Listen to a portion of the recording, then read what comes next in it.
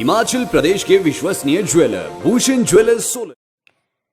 Video conferencing के माध्यम से केंद्रीय संचार एवं सूचना प्रौद्योगिकी मंत्री रविशंकर प्रसाद की उपस्थिति में हिमाचल जनसंवाद वर्चुअल रैली का आज शिमला में आयोजन किया गया।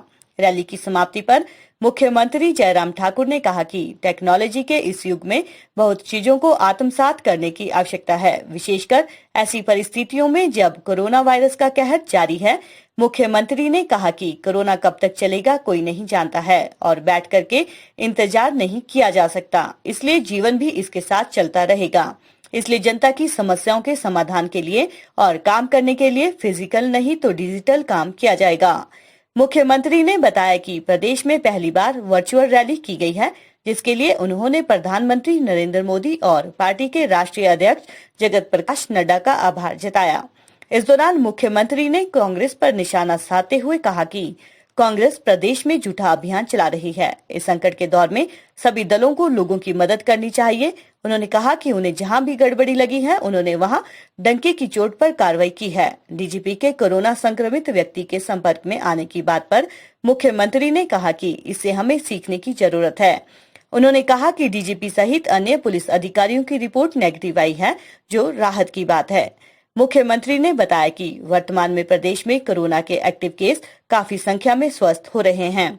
उन्होंने कहा कि प्रदेश में बाहर से आने वाले व्यक्ति ही संक्रमित पाए जा रहे हैं और कम्युनिटी स्प्रेडिंग नहीं हुई है, जिससे इस पर शीघ्र काबू पा लिया जाएगा। सहयोग दिया है, योगदान दिया है, उसके लिए मैं हिमाचल प्रदेश की जनता का भी अभिनंदन करता हूं, उनका भी आभार है।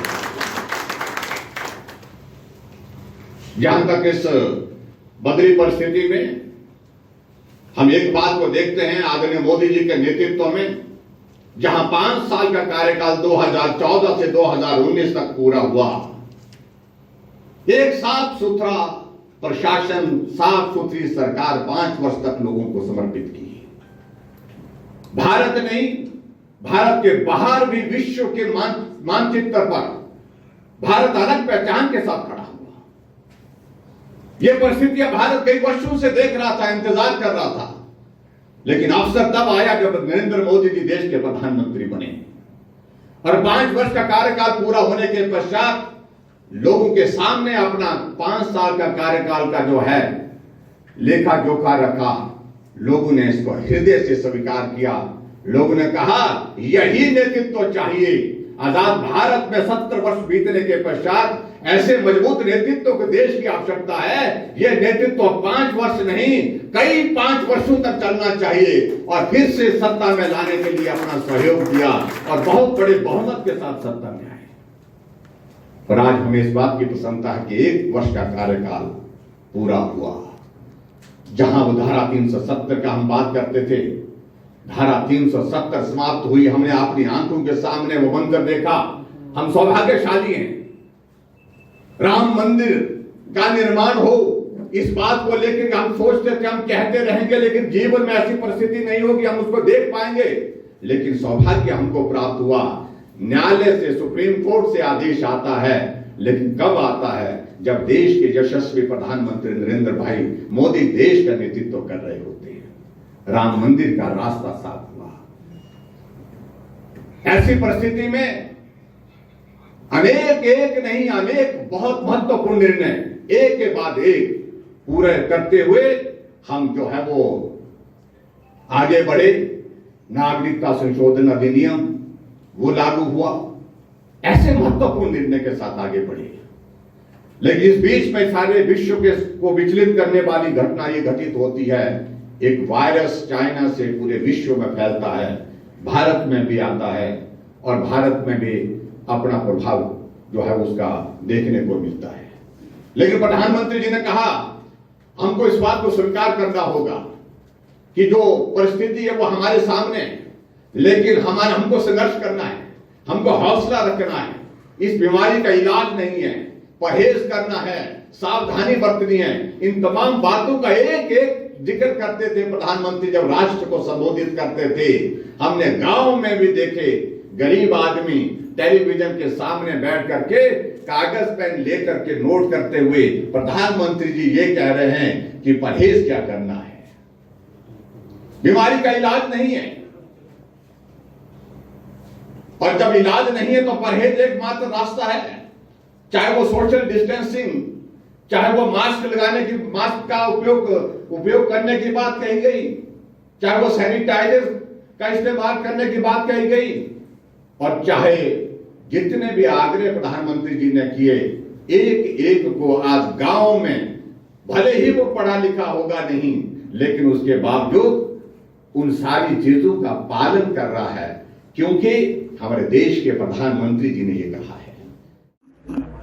देखिए, इस टेक्नोलॉजी के युग में बहुत सारी चीजें ऐसी हैं जिनको अब आत्मसात करने की आवश्यकता है, ऐसी परिस्थितियों में जब कोरोना वायरस अभी तक भी उसका असर जारी है। कोरोना कब तक चलेगा कोई नहीं जानता, और ऐसी परिस्थिति में हम सब कुछ बैठ करके इंतजार करते रहें कि कोरोना खत्म होगा तो हम शुरुआत करेंगे, तो वो मुझे लगता है कि वो व्यवहारिक सोच नहीं होगी। कोरोना भी चलता रहेगा, जीवन भी चलता रहेगा, काम भी चलते रहेंगे, ये आपकी आवश्यकता है।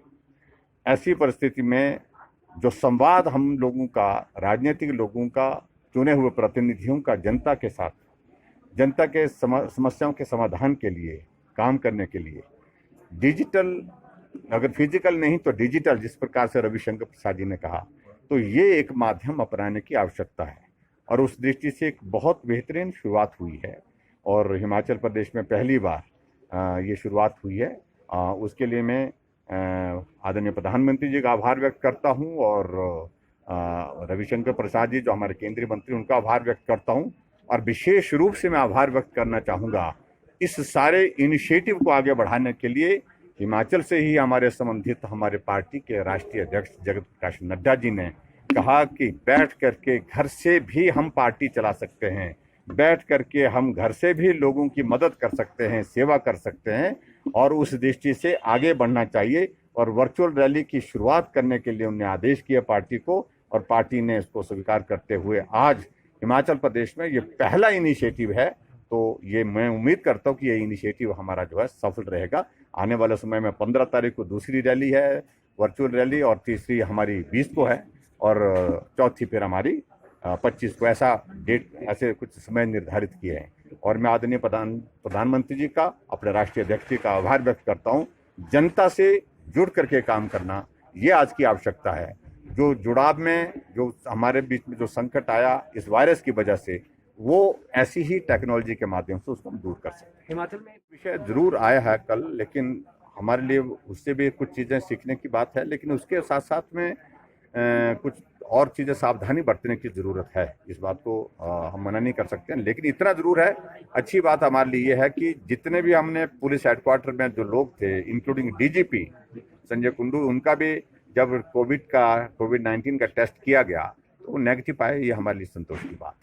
सर, तो कुछ और इश्यूज है, उस पर ज्यादा बोलना उचित, लेकिन मैं इतना जरूर कहना चाहता हूँ, एक जो है जिसको बोल सकते हैं झूठा अभियान हमारे विपक्ष के लोगों ने चलाया है। हिम्मत किसी की नहीं कि सच्चाई का सामना कर सके। हमने साफ शब्दों में उनको कहा, जहां हमको लगा कि कुछ ऐसी बात है तो कार्रवाई के आदेश दिए, उसके परिणाम आपके सामने हैं। ये हर बात को लेकर के हर जगह इस प्रकार का राजनीतिक, ऐसे दौर में खास तौर से जब आदमी अपने जीवन की लड़ाई लड़ रहा है कि मैं जिंदा इस वायरस से बच पाऊंगा या नहीं बच पाऊंगा, ऐसे संकट के दौर में समाज सेवा का भाव व्यक्ति में होना चाहिए। खासतौर से राजनीतिक दल भी, वो भी सामाजिक कार्यकर्ता है, वो सिर्फ राजनीति कर रहे हैं, हम काम कर रहे हैं, लोगों की सेवा कर रहे हैं। और मैं ये स्पष्ट करना चाहता हूँ, वो अनावश्यक रूप से जो अभियान चलाया है, जो शोर डाल रहे हैं, उसको बंद करें मेहरबानी करके, और हिमाचल प्रदेश में उन लोगों की सेवा करने की कोशिश करें जो कोविड-19 से प्रभावित हैं, और ऐसे लोगों की सेवा करें जिनको इस वक्त मदद की ज़रूरत है। दूसरी बात मैं ये भी कहना चाहता हूँ, हम एक बात को पहले ही स्पष्ट कर चुके हैं, ना यहाँ भ्रष्टाचार के लिए कोई गुंजाइश है, ना गुंजाइश आने वाले समय में होगी। जो कार्रवाई की जा सकती थी वो कार्रवाई हमने की है, और डंके के चोट पर की है। सर, आज विधायक दल की बैठक है, सर क्या कुछ मामले अभी एज ऑन टुडे है एंड 191 एक्टिव केसेस अभी तक हैं। एक्टिव केसेस हमारे अब तेजी से कम होने लगे, लेकिन ये भी बात हमको मान करके चलना चाहिए कि जो हिमाचल प्रदेश में बाहर के राज्यों से जो लोग आ रहे हैं उनमें से बहुत बड़ी संख्या निकल रही है। अच्छी बात हमारे लिए ये है कि हिमाचल के अंदर जो है कम्युनिटी स्प्रेड नहीं है। हिमाचल के अंदर जो लोग हैं वो कोरोना पॉजिटिव नहीं निकल रहे हैं, ज़्यादा बहुत कम है, एक दो, और उनकी भी ट्रैवल हिस्ट्री बाहर की है। ऐसी परिस्थिति में मैं समझता हूँ कि हम बहुत जल्दी इसको कंट्रोल करने की परिस्थिति में कोरोना संकट में टूरिज्म निश्चित रूप से सबको नुकसान हुआ है, कोई नहीं बचा नुकसान से। टूरिज्म बहुत ज्यादा नुकसान में है। ऐसी परिस्थिति में आने वाले समय में हम इंतजार कर रहे हैं कि थोड़ा ठीक हो माहौल, कोरोना कम हो और हम टूरिज्म में शुरुआत कर सकें। अब इसको कहना मुश्किल है अभी। सर कुंडू साहब से कल